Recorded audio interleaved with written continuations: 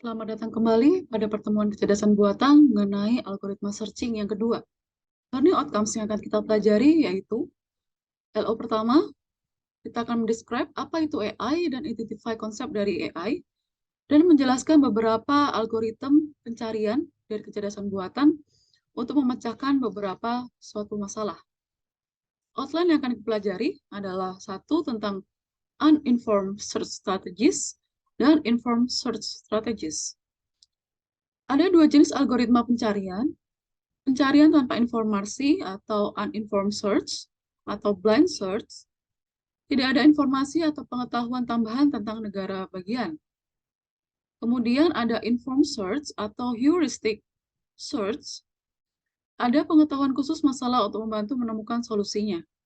Di sini yang pertama adalah uninformed search strategies, dibagi menjadi beberapa. Yang pertama adalah breadth first search atau BFS, untuk memperluas node paling dangkal. Yang kedua, uniform cost search atau UCS, yang akan memperluas node dengan biaya paling rendah. Kemudian deep first search atau DFS, yang akan perluas node terdalam. Kemudian ada deep limited search atau pencarian tanpa kedalaman, digunakan dengan DFS dengan batas kedalaman. Kemudian ada iterative deepening search atau IDS, di mana DLS dengan batas yang meningkat. Pencarian dengan breadth first search akan menggunakan teknik di mana langkah pertamanya adalah root node diekspansi. Setelah itu dilanjutkan dengan suksesor dari root node juga diexpand. Hal ini terus dilakukan berulang-ulang hingga leaf atau node paling kiri sudah tidak mempunyai suksesor lagi. Di sini terlihat bahwa node akan bergerak ke arah kiri, kemudian ke kanan, dan kembali ke arah bawah kiri, di bawah dari node B. Berikut adalah pseudocode dari algoritma breadth first search.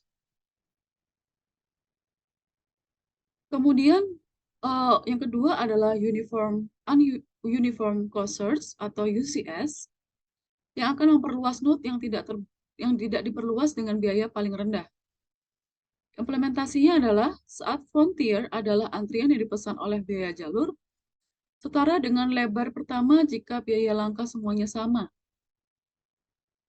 Ketika semua biaya langkah adalah sama, pencarian luas pertama optimal ini selalu memperluas node terdalam yang tidak terbatas. Secara umum, tidak optimal bila step cost berbeda. Dengan perluasan sederhana, kita dapat menemukan algoritma yang optimal dengan fungsi step cost apapun. Pencarian dengan biaya seragam memperluas node N dengan biaya jalur terendah. Dan ini dilakukan dengan menyimpan frontier sebagai antrian prioritas yang diurutkan oleh G, berdasarkan G, yaitu pencarian biaya seragam setara dengan luasnya pertama jika biaya langkah semuanya sama. Berikut adalah contoh perhitungan uniform cost search, di mana penjumlahan dari node kiri akan dijumlahkan dengan node kanan. Kemudian node kanan akan dijumlahkan dari total antara node kiri dan bawahnya. Setelah itu akan kembali dijumlahkan dengan sisa dari node yang kanan. Sehingga kita bisa mendapatkan hasil terbaik untuk ke Bukares dari CPU adalah 278 kilo. Berikut adalah pseudocode dari UCS. Selanjutnya adalah deep first search. Pencarian kedalaman pertama atau deep first search selalu memperluas simpul terdalam yang tidak diperluas di perbatasan pohon pencarian. Saat node diperluas, node tersebut diturunkan ke frontier, lalu cari backups ke berikutnya. Simpul terdalam yang masih memiliki penerus yang belum dijelajahi. Pencarian kedalaman pertama menggunakan antrian LIFO atau seperti stack. Sebuah antrian LIFO berarti node yang paling baru dipilih untuk ekspansi. Dan ini harus merupakan simpul terdalam yang belum diperluas karena lebih dari lebih dalam dari induknya. Seperti kita lihat, prosesnya akan seperti ini, sehingga akan selesai pada proses di H, dan tidak akan meneruskan ke proses sebelah kanannya. Selanjutnya adalah Deep Limited Search. Deep Limited Search atau pencarian kedalaman pertama di ruang keadaan tidak terbatas dapat dikurangi dengan menyediakan kedalaman pertama dengan batas kedalaman yang telah ditentukan. Jadi kita perlu menentukan dulu batas kedalamannya. Node paling dalam diperlakukan seolah-olah tidak memiliki penerus. Pendekatan ini disebut pencarian dengan kedalaman terbatas. Batas kedalaman memecahkan masalah jalan bisa tidak terhingga. Sebagai contoh, untuk melakukan perjalanan ke Rumania, kita bisa ada 20 kota yang melewati. Jadi saat kita menentukan di mana titik kota terakhir, maka pencarian tersebut akan diberhentikan. Nah, sayangnya ini juga memperkenalkan sumber ketidaklengkapan tambahan jika memiliki panjang yang kurang dari total kota tersebut, yaitu tujuan paling dangkal berada di luar batas kedalaman. Berikut adalah pseudocode dari Deep Limited Search. Kemudian ada Iterative Depending Search, di mana merupakan sebuah strategi umum yang biasa dikombinasikan dengan Deep First Tree Search, yang akan menemukan beberapa deep limit terbaik yang akan digunakan. Hal ini dilakukan secara menambah limit secara bertahap, mulai dari 0, 1, 2, dan seterusnya, sampai goal sudah ditentukan. Sehingga saat di awal, pertama adalah limit sama dengan 0, kemudian saat limit sama dengan 1 akan bergerak ke arah node yang memiliki limit sama dengan 1, kemudian akan menambahkan limitnya menjadi 2, di mana node akan bergerak ke semua node yang memiliki limit sama dengan 2. Di sini adalah saat node dengan limit sama dengan 3, maka akan memaksimalkan semua perjalanan sampai ke node dengan limit tingkatan yang ketiga. Berikut adalah pseudocode dari Iterative Depending Search. Yang selanjutnya adalah pendekatan umum yang biasanya dipertimbangkan atau Informed Search Strategies. Adalah disebut juga sebagai pencarian terbaik pertama. Ini memperluas simpul N dengan biaya evaluasi terendah. Apakah masih ingat dengan Uniform Cost Search? Apa prinsip untuk memperluas sebuah node-nya? Nah, sebagian besar algoritma pencarian pertama terbaik ini menyertakan komponen F, di mana fungsi heuristik, yaitu perkiraan biaya jalur termurah dari suatu stage di node tersebut ke stage tujuannya. Untuk informed search strategies terbagi menjadi dua, yaitu best first search algorithm atau greedy. Kemudian ada A bintang algorithm. Informed search sering disebut juga dengan heuristic search.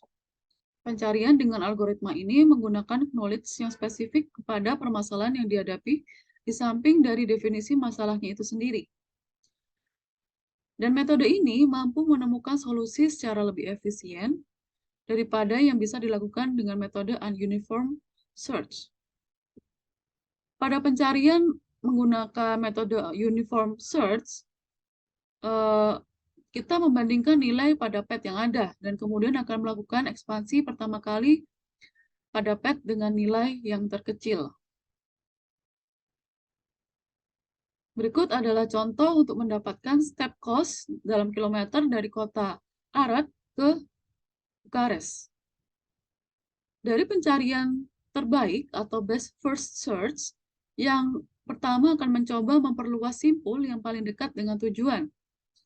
Jadi rumusnya akan ada Fn sama dengan Hn. Misalkan dalam masalah pencarian rute di Rumania tadi, kami bisa menentukan heuristik pada jarak garis lurus atau HSLD, sehingga HSLD di Arad adalah sama dengan 366.